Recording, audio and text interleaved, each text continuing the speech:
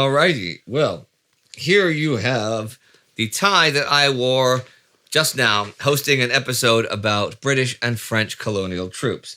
And what says British and French colonial troops more than this fantastic Egyptian pattern?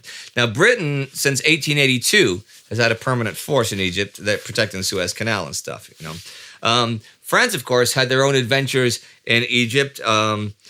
Emo Phillips once famously described his girlfriend. He said, she's a lot like the Sphinx because she's so solid and lasting and eternal, and her nose was blown off by French soldiers. So this tie, you can think about the French and the British and their adventures, not just in Egypt will remind you of the colonialism of these people. And you can even think of Roman colonialism if you go back far enough. Indy, are you a historian? Is that supposed to be Cleopatra? Are you a historian, Indy? Yes, why?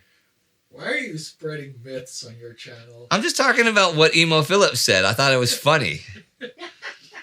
Let's see. Oh, and there's you've got some Central Africans who are probably up there. Oh, fun fact. Not a myth, but the truth, right? You know the pyramids, right? Right. Big, and you know, they've got those gigantic stone blocks and everything that people are like, you know, wondering how they put it together.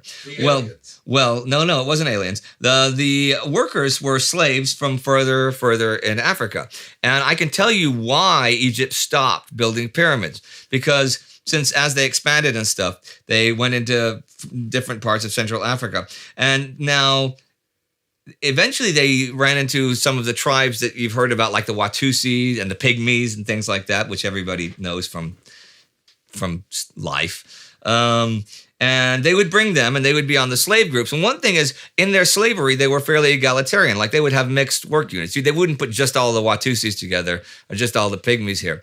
They'd have, you'd mix different groups. And the standard unit of measurement was the cubit, which is the distance, from the elbow to here.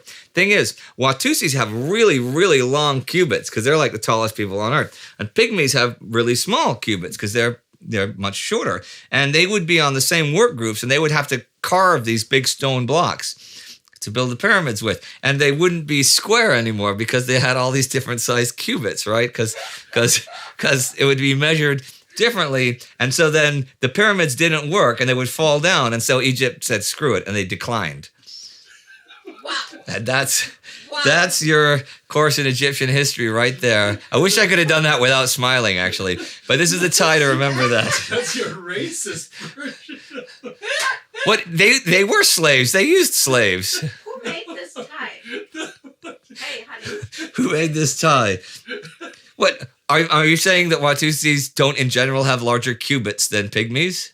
I would suppose so, yeah. You would suppose so. Now, the Pygmies are not all that small. But the Watusis are all that tall. Right? Hey, yeah, Well, yeah, like they're my Sparty. size. Okay. They're Sparty size. Gianmarco Venturi, famous Watusi designer, made this tie. Obviously, he made it for the Egyptian royal government in 1942. And you can have this tie. It can be yours. See you next time.